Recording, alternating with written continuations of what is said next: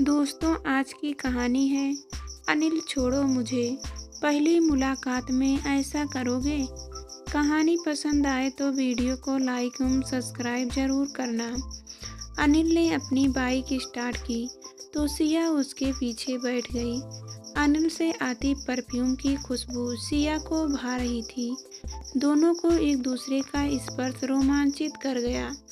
शाम के 6 बजे जब सब एक एक कर घर जाने के लिए अपना अपना बैग समेटने लगे तो सिया ने चोरी से एक नज़र अनिल पर डाली। ऑफिस में नया आया सबसे हैंडसम स्मार्ट खुश मिजाज अनिल उसे देखते ही पसंद आ गया था। वह मन ही मन उसके प्रति आकर्षित थी। अनिल ने भी एक नज़र उस पर डाली तो वह मुस्कुरा दी। दोनों अपनी अपनी चेयर से लगभग साथ ही उठे। लिफ्ट तक भी साथ ही गए। 2-3 लोग और भी उनके साथ बातें करते लिफ्ट में आए। आम सी बातों के दौरान सिया ने भी नोट किया कि अनिल भी उस पर चोरी चोरी नज़र डाल रहा है। बाहर निकलकर सिया रिक्शे की तरफ जाने लगी तो अनिल ने कहा, सिया कहाँ जाना है? आपको मैं छोड़ दूँ?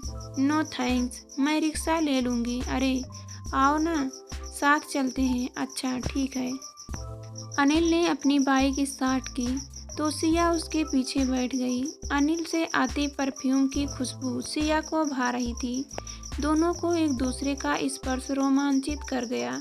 बनारस में इस ऑफिस में दोनों ही नए थे। सिया की नियुक्ति पहले हुई थी। अचानक सड़क के किनारे होते हुए अनिल ने ब्रेक लगाए तो सिया चौंकी।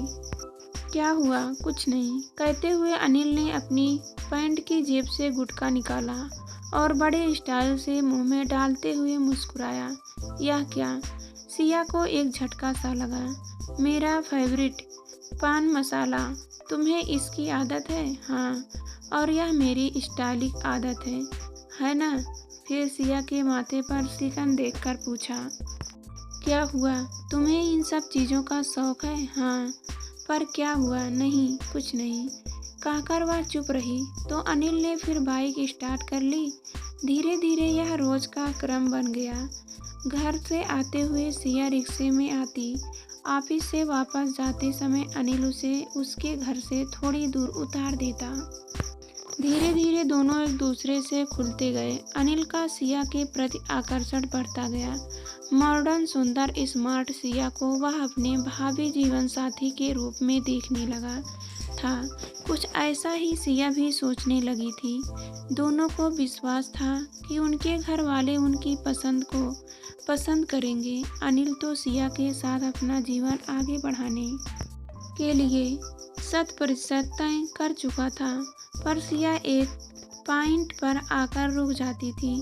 अनिल की लगातार मुंह में गुटखा दबाए रखने की आदत पर वह जल भून जाती थी। कई बार उसने इससे होने वाली बीमारियों के बारे में चेतावनी भी दे दी तो अनिल ने बात हंसी में उड़ा दी। यह क्या, तुम बुजुर्गों की तरह उपदेश देने लगती हो? अरे मेरे घर में सब खाते हैं, मेरे मम्मी पापा को भी आदत है। तुम खाती नहीं ना, इसलिए डरती हो। 2-3 बार खाओगी तो स्वाद अपने आप अच्छा लगने लगेगा। पहले मेरी मम्मी भी पापा को मना करती थी, फिर धीरे धीरे वे गुस्से में खुद खाने लगी और अब तो उन्हें भी मज़ा आने लगा है, इसलिए अब कोई किसी को नहीं टोकता। सिया के दिल में क्रोध की एक लहर से उठी, पर अपने भावों को नियंत्रण में रखते हुए बोली, पर अनिल, तुम इतने पढ़े लिखे हो, तुम्हें खुद भी यह बुरी आदत छोड़नी चाहिए और अपने मम्मी पापा को भी समझाना चाहिए। उफ सिया, छोड़ो यार, आजकल तुम घूम फिर कर इसी बात पर आ जाती हो। हमारे मिलने का आधा समय तो तुम इसी बात पर बिता देती हो। अरे तुमने वह गाना नहीं सुना, पान खाए सैया हमरो फिर हंसा? तुम्हें तो यह गाना गाना चाहिए। देखा नहीं कभी क्या कि वाहिदा रहमान यह गाना गाते हुए कितने खुश होती हैं। वह फिल्मों की बातें हैं, उन्हें रहने दो। अनिल उसे फिर हंसाता रहा, पर वह उसकी इस आदत पर काफ़ी चिंतित थी। उसकी समझ में नहीं आ रहा था कि वह अनिल की इस आदत को कैसे छुड़ाए। एक दिन सिया अपने मम्मी पापा और बड़े भाई राहुल से मिलवाने अनिल को घर ले गई। अनिल का व्यक्तित्व कुछ ऐसा था कि देखने वाला तुरंत प्रभावित होता था। सब अनिल के साथ घुल मिल गए। बातें करते करते जब एक्सक्यूज मी कहकर अनिल ने अपनी जेब से पान मसाला निकालकर अपने मुंह में डाला तो सब उसकी इस आदत पर हैरान से चुप बैठे रह गए। अनिल के जाने के बाद वही हुआ जिसकी उसे आशा थी। सिया की मम्मी सुधा ने कहा अनिल अच्छा लगा, पर उसकी यह आदत। सिया ने बीच में ही कहा हाँ मम्मी, मुझे भी उसकी यह आदत बिल्कुल पसंद नहीं है। क्या करूं समझ नहीं आ रहा है। थोड़े दिन बाद ही अनिल सिया को अपने परिवार से मिलवाने ले गया। अनिल के पापा श्याम और मम्मी मंजू, अनिल की छोटी बहन मिनी, सब सिया से बहुत प्यार से पेश आए। सिया को भी सबसे मिलकर बहुत अच्छा लगा। मंजू ने तो उसे डिनर के लिए ही रोक लिया। सिया भी सबसे घुल मिल गई। फिर वह किचन में ही मंजू का हाथ बांटने आ गई।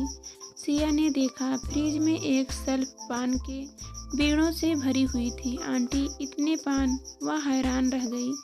अरे हाँ, मंजू मुस्कुराई, हम सबको आदत है ना, तुम तो जानती ही हो बनारस के पान तो मशहूर हैं, पर आंटी हेल्थ के लिए। अरे छोड़ो, देखा जाएगा। सिया ने अपनी बात पूरी करने से पहले ही मंजू बोली। किचन में ही एक तरफ शराब की बोतलों का ढेर था।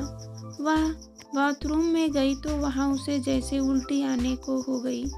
बाहर से घर इतना सुंदर और बाथरूम में खाली गुटके यहाँ वहाँ पड़े थे।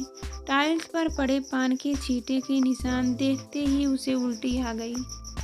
सभ्य, सांस्कृतिक, देखने वाले परिवार की असलियत घर के कोने कोने में दिखाई दे रही थी। अगर वह इस घर में बहू बनकर आ गई तो उसका बाकी जीवन तो इन गुटकों, इन बदरंगों निशानों को साफ करते ही बीत जाएगा। उसने इन विचारों में डूबे डूबे ही सबके साथ डिनर किया। डिनर के बाद अनिल सिया को घर छोड़ाया। घर आने के बाद सिया के मन में कई विचार आ जा रहे थे। अनिल एक अच्छा जीवन साथी सिद्ध हो सकता है। उसके घर वाले भी उससे प्यार से पेश आए, पर सबकी ये बुरी आदतें, पान मसाला, शराब, सिगरेट की ढेर वहाँ अपनी आंखों से देख आई थी। घर आकर उसने अपने मन की बात किसी को नहीं बताई, पर बहुत कुछ सोचती रही। 2-3 दिन उसने अनिल से एक दूरी बनाए रखी। सिया के इस रवैये से परेशान अनिल बहुत कुछ सोचने लगा कि क्या हुआ होगा, पर उसे जरा भी अंदाजा नहीं हुआ। तो शाम को घर जाने के समय वह सिया का हाथ पकड़कर जबरदस्ती कैंटीन में ले गया। वहाँ बैठकर उदास स्वर में पूछा क्या हुआ है, बताओ तो मुझे। सिया को जैसे इसी पल का इंतजार था, अतः उसने गंभीर संयत स्वर में कहना शुरू किया अनिल, मैं तुम्हें बहुत पसंद करती हूँ, पर हम इस रिश्ते को आगे नहीं बढ़ा पाएंगे। अनिल हैरानी से खींच ही पड़ा।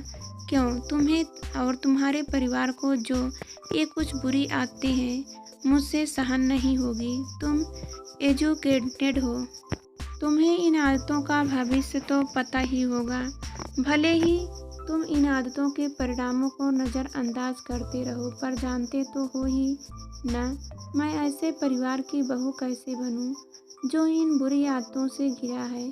आई एम सॉरी अनिल ने, मैं सब जानते समझते ऐसे परिवार का हिस्सा नहीं बनना चाहूँगी। अनिल का चेहरा मुरझा चुका था। बड़ी मुश्किल से उसकी आवाज़ निकली, सिया, मैं तो तुम्हारे बिना जीने की कल्पना भी नहीं कर सकता। हाँ अनिल, मैं भी तुमसे दूर नहीं होना चाहती, पर क्या करूँ, इन व्यसनों का श्रेय जानती हूँ मैं। सॉरी अनिल कहकर उठ खड़ी हुई। अनिल ने उसका हाथ पकड़ लिया। अगर मैं यह सब छोड़ने की कोशिश करूँ तो अपने मम्मी पापा को भी समझाऊँ तो फिर मैं इस कोशिश में तुम्हारे साथ हूँ। मुस्कुराते हुए सिया ने कहा, पर इसमें काफ़ी समय लगेगा। कह सिया चल दी। आत्मविश्वास से सधे सिया के कदमों को देखता अनिल बैठा रह गया। अद्यतन हाथ जेब तक पहुँचा, फिर सिर पकड़कर बैठ कर रह गया।